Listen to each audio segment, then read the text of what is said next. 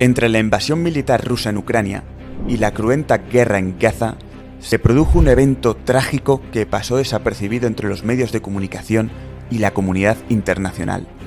A finales de septiembre de este 2023, el ejército de Azerbaiyán invadió Nagorno-Karabaj, una autoproclamada república tutelada hasta entonces por Armenia.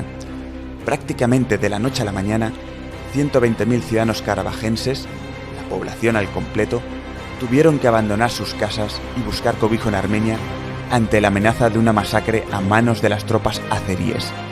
Tras más de 30 años de guerras, escaramuzas y bloqueos, Azerbaiyán recuperaba por la fuerza una región que consideraba históricamente suya.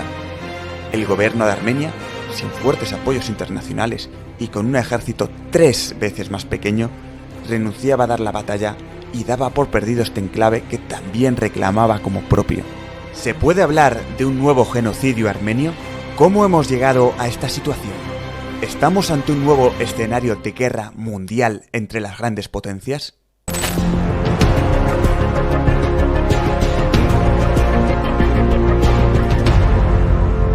Hola, yo soy Nacho. Y yo soy Óscar. Somos dos periodistas españoles que hemos decidido viajar a Armenia para investigar y comprobar de primera mano cuál es la situación político y militar del Cáucaso Sur. Este es nuestro segundo viaje como corresponsales a Armenia. La anterior vez fue en 2013. En aquella ocasión tuvimos la oportunidad de visitar la República de Nagorno-Karabaj y acompañar durante un día a los soldados de las trincheras en la frontera con Azerbaiyán. Por aquel entonces, los ciudadanos de Nagorno estaban confiados de que, en caso de guerra, vencerían al ejército azerí a pesar de estar en clara desventaja militar. Hoy, 10 años después, la situación ha cambiado radicalmente. Algunos de los que conocimos en aquel primer viaje, como David Babayan, que a la postre fue su ministro de Exteriores, se encuentran encarcelados en Bakú. Y todos nuestros contactos armenios tienen amigos, familiares o conocidos que han sido asesinados, torturados o secuestrados por el bando enemigo. Ante esta situación de emergencia humanitaria, en la que hay un gran silencio mediático, no podíamos estar de brazos cruzados.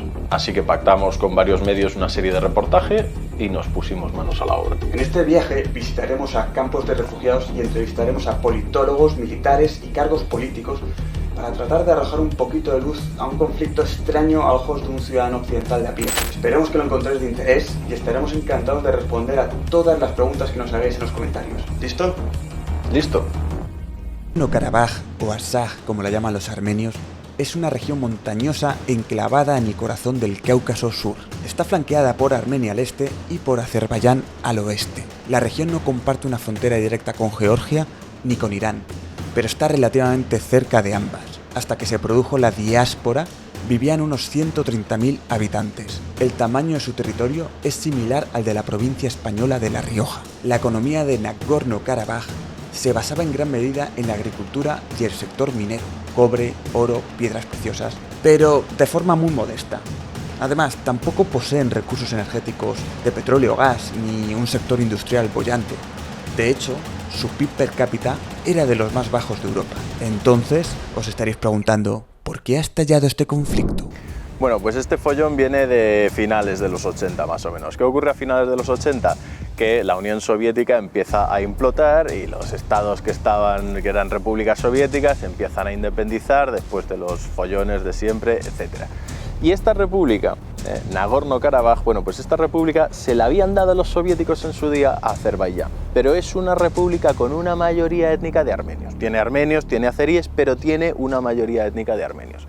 ¿Y qué pasa? Que cuando todo el mundo se empieza a independizar, en el jaleo ya según se acaba la Unión Soviética y todo eso, en Nagorno-Karabaj esa mayoría de armenios decide que esa república se va a ir con Armenia. Y claro, a los azeríes no les hace ni media pizca de gracia. Y entonces empiezan que si yo te mato a ti, tú me matas a mí, la cosa empieza a hacer espiral y ¡pumba!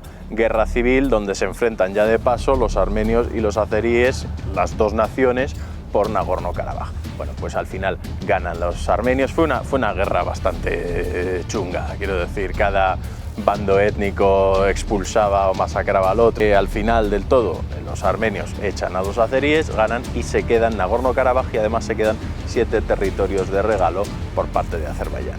Claro, ¿qué ocurre? Azerbaiyán jura venganza, volveremos, Nagorno-Karabaj es nuestro. Y al revés, en Nagorno-Karabaj, no, nosotros pertenecemos a Armenia. De hecho, si ves la bandera de Nagorno-Karabaj, la bandera de Armenia es rojo, azul y naranja. Bueno, pues la bandera de Nagorno-Karabaj es las mismas tres franjas, como si fuera una pieza del puzzle que encaja en el todo, como diciendo nosotros queremos ser parte de Armenia. En la guerra de 1991, desatada durante 3 años tras la declaración de independencia de Nagorno-Karabaj, los armenios no solo resistieron, sino que también conquistaron nuevos territorios y derrotaron a las fuerzas de Azerbaiyán. Sin embargo, hoy, 3 décadas después, el equilibrio de poder ha cambiado. Aprovechándose de los ingresos de la industria del petróleo y el gas, Azerbaiyán experimentó un crecimiento económico impresionante, aumentando su PIB 45 veces entre 1995 y 2022. Simultáneamente, el presupuesto militar del país se expandió 29 veces. En contraste, Armenia, que se encontraba en un nivel similar a su vecino a principios de la década de 1990, no ha experimentado el mismo desarrollo económico y militar. Estos cambios se han reflejado en la cantidad de tropas efectivas, vehículos militares y tecnología. Y no solo eso, Armenia tiene una situación geográfica más desfavorable y aliados menos poderosos. Durante nuestra visita a la capital de Armenia, Ereván, visitamos un campo de tiro de entrenamiento para civiles, donde recibimos instrucción militar básica. Los hombres armenios y los karabajenses tienen un servicio militar obligatorio de 2 años y deben estar en reserva hasta los 35. Pero niños y mujeres también practican en estos lugares para estar preparados ante un eventual ataque. El miedo es palpable. Todos los ciudadanos con los que hablamos estaban convencidos de que esto no había hecho más que empezar y que sus enemigos continuarían avanzando e invadiendo nuevos territorios. Al llegar a este campo, un grupo de uniformados nos interrogó. Para el vídeo, perdón. Estaban en alerta porque en anteriores ocasiones habían interceptado a espías extranjeros. Nos compartieron la historia de una suiza que, haciéndose pasar por empleada de la ONU, resultó ser un agente de los servicios secretos de Turquía. Tras la ocupación de Nagorno-Karabaj, el primer líder mundial que respaldó la acción militar de Azerbaiyán fue Erdogan, el presidente de Turquía. Las relaciones entre Turquía y Armenia han sido históricamente malas, muy malas. El conflicto más notable entre ambos países es el genocidio armenio, que causó alrededor de 1,5 millones de muertos entre 1915 y 1923, durante el Imperio Otomano. Con el paso del tiempo, las relaciones entre los dos países vecinos no han mejorado y sus fronteras siguen cerradas. Por el contrario, Turquía y Azerbaiyán se consideran países hermanos. Ambas naciones comparten vínculos culturales, étnicos y lingüísticos, ya que pertenecen a la misma familia de pueblos túrquicos. Además, comparten similitudes religiosas, ya que son en su mayoría países musulmanes, aunque Turquía es predominantemente de orientación suní, mientras que Azerbaiyán es de orientación chií. En cuanto a la disputa de Nagorno-Karabaj, como no podía ser de otra forma, Turquía, que es un país miembro de la OTAN, dato importante, ha respaldado a Azerbaiyán, tanto con tropas como con recursos económicos y armamento militar. Otros poderosos aliados con los que cuentan Azerbaiyán son Pakistán, que es el único país del mundo que no reconoce a Armenia como Estado, y, ojo al dato, Israel. Sí, el país judío se ha posicionado a favor del país musulmán, cooperando en áreas como energía, tecnología y defensa. De hecho, Israel ha sido uno de sus principales proveedores de armas. Además, en los últimos años, Azerbaiyán ha estrechado las relaciones diplomáticas con Estados Unidos y la Unión Europea, quienes hacen continuamente la vista gorda ante las violaciones de los derechos humanos, seducidos por obtener una porción del pastel de las enormes reservas de petróleo y gas natural que se encuentran en el mar Caspio. Armenia, por su parte, no cuenta con amigos tan fuertes y fiables. Armenia, lo que se dice amigos internacionales, no tiene tantos. Por ejemplo, el principal de ellos es Irán, que la apoya, bueno, entre otras cosas porque Israel apoya fuertemente a Azerbaiyán y le vende armas. Otro de los aliados fundamentales de Armenia es la India, que también le vende armas a Armenia. Y parece que últimamente Francia también se ha apuntado al carro pro-armenio y podría empezar a venderle armas a Armenia. Y la posición de Estados Unidos es muy curiosa, porque la Casa Blanca suele tender a apoyar un poquito más a Azerbaiyán, pues por intereses comerciales, sobre todo, petroleros, etc. Pero el Congreso de los Estados Unidos suele apoyar muchas veces a los armenios. ¿Por qué? Por la influencia del voto de los armenios. Y es que en muchos de estos casos, estas posturas tienen mucho que ver el peso que tiene la diáspora armenia dentro del país. ¿Dónde se concentra el mayor número de armenios fuera de la propia Armenia? Que ya hemos dicho que hay más fuera que dentro del país. Bueno, pues por este orden: Rusia, Estados Unidos y Francia. Y es por eso que en Estados Unidos se da un poco esa posición doble, ambigua, y que al final pues no resulta en ningún tipo de acción ni para un lado ni para el otro. Rusia ha jugado un poquito a ambos bandos, quizá con esa política que tiene el Kremlin de debilitar sus regiones fronterizas de manera que proteja las estepas centrales. Es decir, Rusia teóricamente apoya más a Armenia que a Azerbaiyán, pero le ha vendido armas a ambos bandos. Y sobre todo cuando se ha producido el desenlace de toda esta guerra, Rusia prácticamente había pactado una serie de cosas con Turquía, tenía tratos gasísticos con Azerbaiyán, es decir, muy probablemente se haya lavado las manos y ha mirado hacia otro lado. Desde luego las fuerzas de paz rusas que había en la zona de Nagorno se han lavado las manos totalmente. Para más inri, con el último presidente, Nikol Pashinyan, ha habido un distanciamiento entre Armenia y Rusia, con lo cual ya ahí se ha juntado el hambre con las ganas de comer. Estamos en Republic Square, la plaza donde se encuentran los principales edificios e institutos gubernamentales. En esta plaza también es donde desembocan las principales manifestaciones multitudinarias, como aquella que aconteció en 2018, encabezada por el experiodista Nikol Pashinyan. Pashinyan buscaba derrocar al entonces presidente Serge Sarkisian, un líder autoritario, déspota y muy corrupto. Gracias al éxito de aquella convocatoria, Pashinyan logró la caída de su eterno enemigo y poco después sería investido primer ministro. Hoy, 5 años después, la situación ha cambiado radicalmente. Pashinyan ya no es visto como aquel héroe revolucionario, sino como un traidor. El motivo: no haber plantado cara al ejército de Azerbaiyán durante los ataques de 2020 y 2023. Sea como fuere, si hay algo distintivo de estos 5 años en el poder de Pashinyan, es su distanciamiento a Moscú y su acercamiento a los países occidentales y a la India. Y aunque la situación política en Armenia sea frágil, lo cierto es que tienen una prensa libre y un sistema democrático con garantías, algo de lo que no puede presumir Azerbaiyán. Su presidente, Ilham Aliyev, lleva en el poder desde 2003, cuando relevó a su padre, Heydar Aliyev, quien también ostentó el cargo presidencial durante 10 años. Aliyev padre nació en Najicheván, una república autónoma azerí, pero separada geográficamente de Azerbaiyán. Ascendió al poder en 1993, en medio de la Primera Guerra contra Armenia y con su país al borde de una guerra civil. En 1994 se vio obligado a firmar el alto al fuego con Armenia tras haber perdido el 16% de su territorio. Aunque su mandato estuvo centrado en restablecer la autoridad del gobierno central, poner fin a la lucha interna y atraer inversiones extranjeras, jamás olvidó la humillación de aquella derrota. Gracias a la explotación de nuevos pozos petrolíferos, fue tejiendo una colosal red clientelar a la vez que incrementaría el gasto militar y la retórica belicista. Abandonó el cargo en 2003, poco antes de morir, no sin antes nombrar sucesor a su hijo. Este continuó la senda de progreso económico, militar y autoritarismo de su padre. Según distintas ONGs como Amnistía Internacional, las libertades de expresión, reunión y asociación continúan sujetas a graves restricciones. Las autoridades arrestan arbitrariamente y enjuician por motivos políticos, reprimen por protestas pacíficas y obstaculizan el trabajo de organizaciones y medios de comunicación independientes. Por todo ello, Azerbaiyán ocupa el puesto 134 de 165 países en el índice de democracia que elabora The Economist. Y no parece que la situación vaya a mejorar.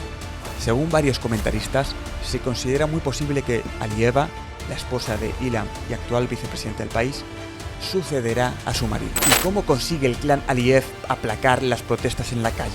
Muy fácil, con represión, inversiones megalómanas y azuzando el odio y miedo al vecino. Y entonces en el 2020, sorpresa, en medio de la pandemia, los azeríes lanzan de todo, lanzan una cantidad de artillería. Hemos hablado con refugiados y dicen que no han visto esa cantidad de artillería ni siquiera en la guerra de los 80-90.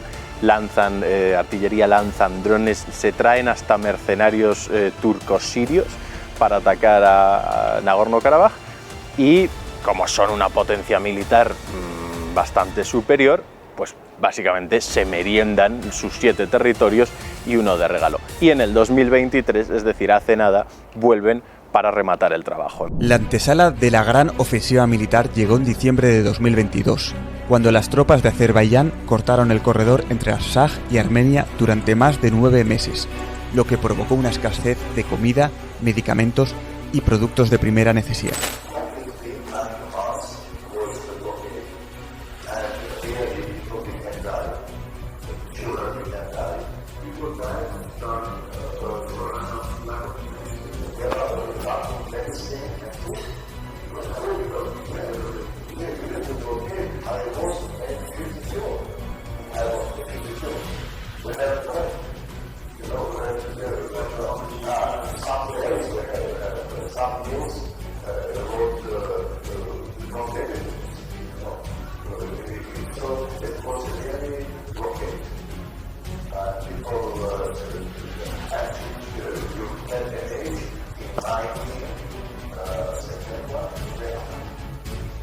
Con la población débil, hambrienta e indefensa, llegaría la estocada final en septiembre de 2023. Por aquel entonces, el primer ministro armenio, Nikol Pashinyan, era consciente de la fragilidad de su país y optaba por buscar vías de negociación con Bakú.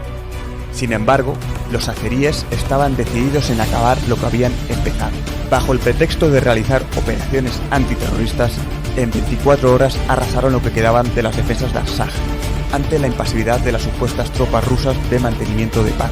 La república fue oficialmente disuelta, el pánico se desató y los 130.000 ciudadanos de Nagorno-Karabaj, la población al completo, decidió huir sin mostrar oposición. Varios líderes políticos y militares fueron detenidos y enviados a las cárceles de Bakú. Estos hechos han sido condenados por varios organismos internacionales, entre ellos el Parlamento Europeo, que ha acusado a Azerbaiyán de haber llevado a cabo una limpieza étnica. Por si esto no fuera suficiente, en medio del éxodo masivo se produjo una explosión en un depósito de combustible fronterizo que dejó 125 muertos y decenas de heridos graves por quemaduras. Aunque oficialmente se adujo que el causante había sido una colilla, muchos sospechan que pudo haber sido intencionado al ser la gasolinera más concurrida y al haberse bombeado petróleo tan solo unos días antes del éxodo. En cualquier caso, lo que parece claro es que si el sistema sanitario de la región no se hubiese desmantelado en los últimos meses, podrían haberse salvado muchas más vidas.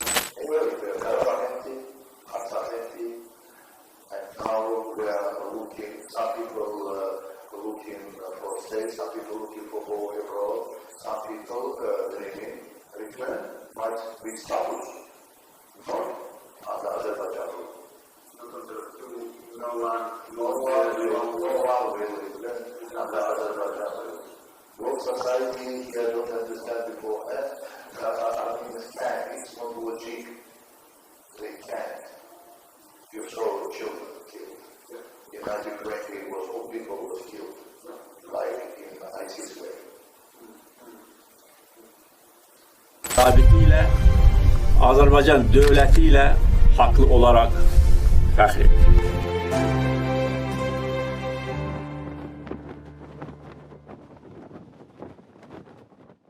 ¿Y qué han dicho las potencias occidentales ante los últimos sucesos?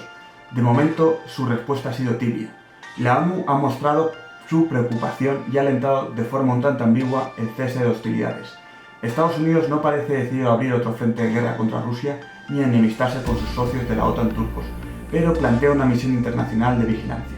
Por su parte, la Unión Europea, con Francia al frente, sí que parece dispuesta a redoblar su apoyo a Armenia, pero de momento solo se ha comprometido a estudiar una reevaluación de sus relaciones con Azerbaiyán y a firmar nuevos acuerdos de defensa con Armenia. La pregunta que muchos se hacen ahora es si Azerbaiyán ya ha conseguido lo que quería o si, por el contrario, va a continuar con su expansión. And now we could say that there's not a big risk of full conflict between Armenia and Azerbaijan. There is a high risk of that, but it's coming not from Armenia at the moment, of course. For example, if you will read latest Aliyev statement that we have 8 villages in Armenia which we consider occupied.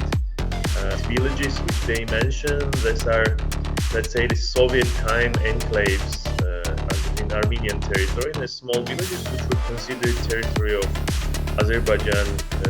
There is a risk that they will use it as a pretext to just run one another military campaign. A la alianza tradicional entre Azerbaiyán y Turquía, ahora se suma el acercamiento de Rusia, que al haber perdido influencia tanto en Georgia como en Armenia, antaño estados títeres al servicio del Kremlin, busca forjar un nuevo bloque económico y militar. El antiguo asesor político Harajan Azumanian considera que esta nueva triple entente no solo supone un peligro para la integridad de Armenia, sino que es una nueva amenaza para la democracia y los intereses occidentales.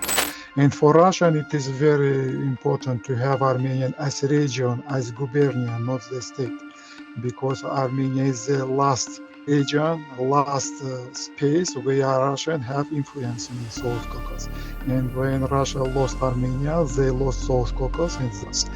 Therefore, for Russia, it isn't ready to see this sovereign Armenian with independent politics. Therefore, Russia start and trying to destroy the Armenian state.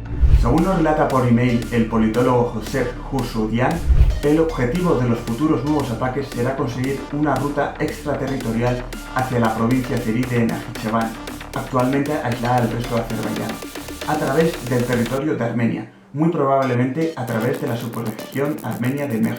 Hursudian nos explica que Mehri tiene una enorme importancia geopolítica. A través de esta región, en un futuro próximo, cuando se resuelvan las relaciones entre Occidente e Irán, Europa recibirá una parte importante de sus recursos energéticos, petróleo y gas, por oleoductos. Si dichos oleoductos llegan a Europa a través de Armenia, Georgia y el fondo del Mar Negro, podrían suministrar a Europa unos 60.000 millones de metros cúbicos de gas, lo que equivale aproximadamente al 12% de las necesidades actuales de Europa. Por su parte, Rusia quiere capturar Mehri a través de Azerbaiyán para conseguir una vía no controlada por Occidente para el comercio desde el mar Mediterráneo a través de Turquía, la cual puede convertirse en su salvavidas ante el aumento de las sanciones y el bloqueo occidental. 20,000 people are just thrown out of the territory, and then UN Commission is going there and saying, you know, we didn't find any kind of damage, like everything was okay, we do not understand why these people are going from there, you know, like on the other side of the borderline, people are in front of camera sitting and crying because they lost everything, because they were kicked out of their countries, because kids were killed in the villages and stuff like this, and we haven't noticed anything, you know. Artsaj ha sido Armenia en los últimos milenios, salvo el breve periodo soviético. No hay más que ver su patrimonio cultural. Por mucho que ahora quieran cambiar iglesias por mezquitas, no pueden borrar el pasado, nos cuenta Joren Aroyan, teniente alcalde de la localidad armenia de Masis. Es fundamental destacar que la gran mayoría, más del 95%, de los armenios étnicos siguen la fe cristiana. Sin embargo, esta forma de cristianismo no es idéntica a nuestra iglesia apostólica y romana. En otras palabras, Armenia practica su propia variante, conocida como la Iglesia Apostólica Armenia. Esta fue oficialmente reconocida como religión del Estado en el año 301, la primera en el mundo en gozar de este estatus.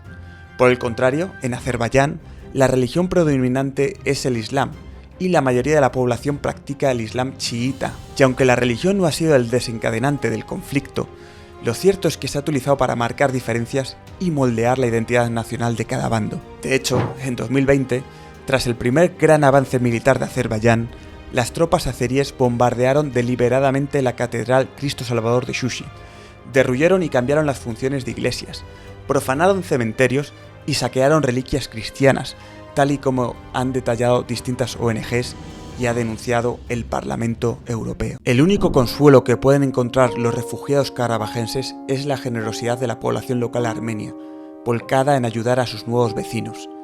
Un buen ejemplo de esta solidaridad es la iniciativa de Marcos Azarian, cofundador de la ONG Brunsk 2020, quien, viendo que había desplazados durmiendo en las calles, decidió buscarles asilos en los que cobijarlos y garantizarles 3 comidas gratuitas diarias, así como brindarles asistencia psicológica y organizar visitas espirituales de los prelados. Aquí nos piden que no mostremos los rostros de los refugiados, pero sí nos permiten recoger algunos de sus escalofriantes testimonios. Uno de los desplazados nos contó el caso de un muchacho que disparó contra los invasores azeríes. Cuando estos llegaron a su granja, le ataron a una silla y le forzaron a ver cómo violaban a su madre y hermana en venganza. Otro, un antiguo guerrillero ya en los 50, nos cuenta que fue reclutado de nuevo para servir en la segunda línea de defensa y que vio los estragos causados por la artillería y los drones, la mayoría de origen israelí. Por último, una anciana mujer de rostro curtido y pelo totalmente canoso nos relata cómo ha sido refugiada hasta en 3 ocasiones desde que comenzaron los disturbios a finales de los 80. Aunque nos agradece nuestra visita, nos recuerda que ya es demasiado tarde para que el público se interese por ellos. Han perdido todos sus hogares y tienen pocas esperanzas de que en esta ocasión puedan regresar. El obispo de Masis, Ter Azurcian, nos acompaña durante nuestra visita a un segundo centro de refugiados improvisado, que no es otra cosa que una escuela abandonada, en cuyas paredes resquebrajadas nos encontramos hacinadas familias numerosas e historias de las que quitan el sueño, como la de la familia Kazarian. El padre nos relata con voz temblorosa que sus hijos estaban en la escuela cuando estalló el conflicto. Cuando se disponían a salir y regresar a casa, les alcanzó un misil. El mayor murió decapitado al instante, el mediano murió por quemaduras en el cuerpo y el pequeño sufrió heridas por la metralla en la cabeza. Además, cuando 2 personas trataron de acercar a auxiliarles, fueron abatidas por francotiradores azeríes. En nuestra última noche en Ereván tenemos la sensación de que esto no ha hecho más que empezar y que el avance de Azerbaiyán continuará hasta que puedan unir su territorio con Najicheván y así conseguir una ruta directa con Turquía. Los armenios están completamente desmoralizados al ver que su desgracia no preocupa en lo más mínimo a los ciudadanos de Occidente, que ni siquiera sabrían situar en el mapa aquella tierra lejana, sacudida por una guerra aún más lejana.